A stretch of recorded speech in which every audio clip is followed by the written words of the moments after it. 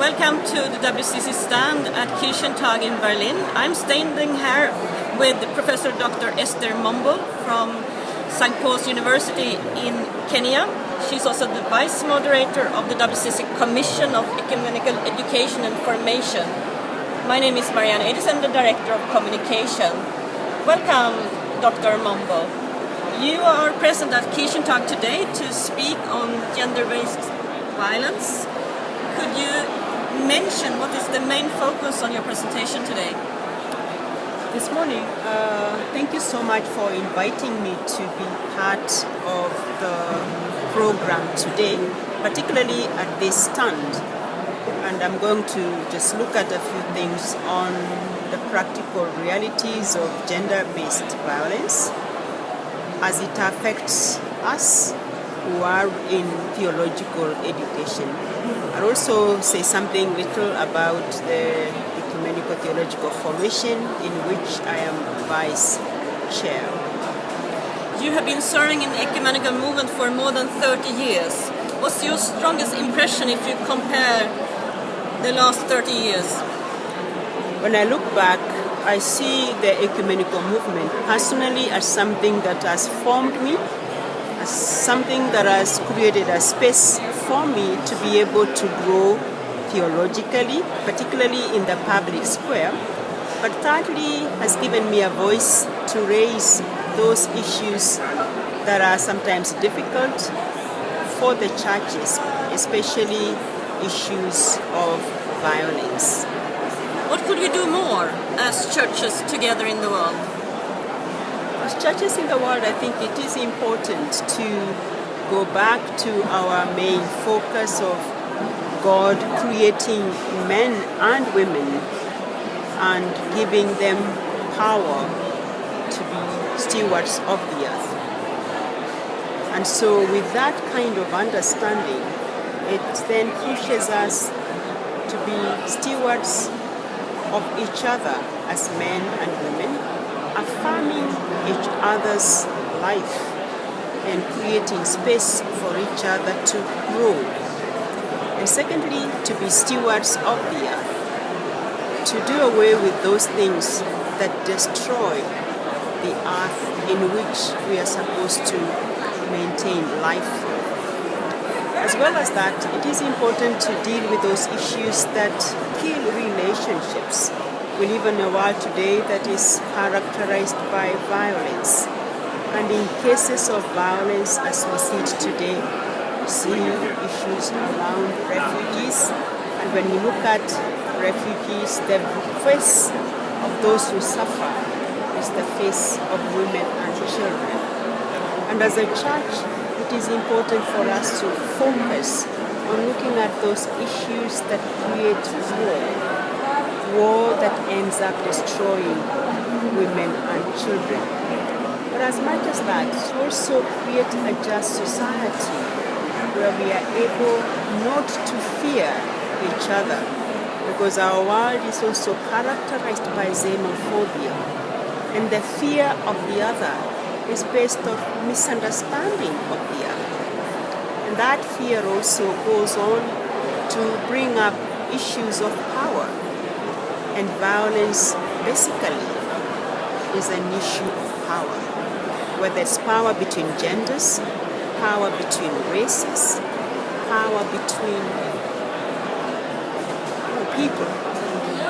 You have been involved in the World Council of Churches for many years, and now you are the vice-moderator of the Commission. What else could the World Council of Churches do from your perspective?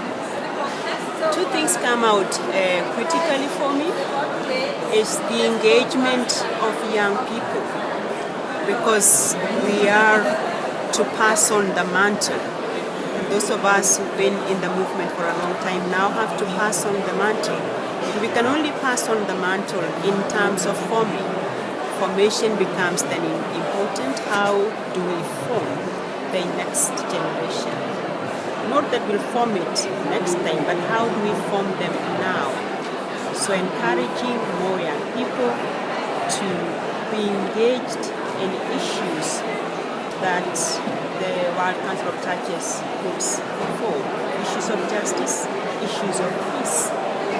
And in engaging the young people, we also have to find modes that young people are comfortable with and how they want to spread the news about peace and the news about justice. And for the church as a whole is how we continue to read our texts, how we read them in the current realities.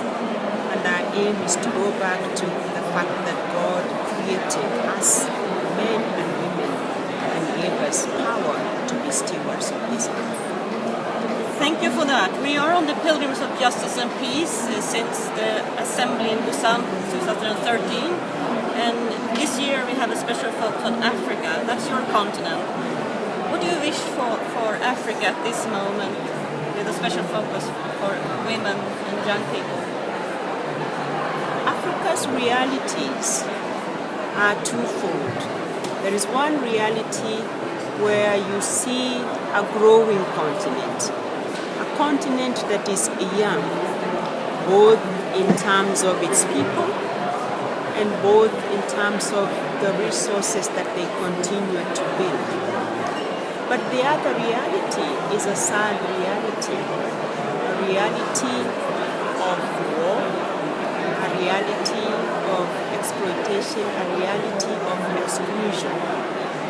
So when one looks at the theme of justice and peace, is how that theme is going to be realized, especially in the realities of pain and suffering.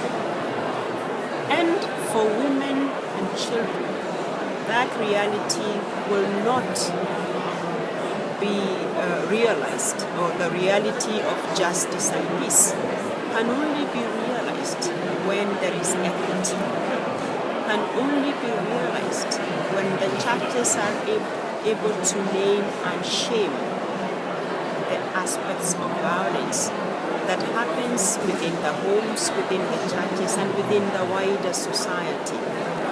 When churches are able to walk along those who are suffering, when churches are able to create more spaces for people to be able to speak against violence. So churches deal with violence than pretending that it doesn't exist. And this violence that the churches have to deal with is not only to speak about it, but is to let the women take up the mantle. Is to support the women as they take up the mantle. Because at the moment, while the church in Africa is actually a woman's church, because they are the majority of the churches, there is a lot of invisibility in terms of the leadership of these women. And some of the reasons why they are not visible in the leadership is because of the still patriarchal nature of the church. And if peace and justice have to be realized, the systems of patriarchy needs to be challenged.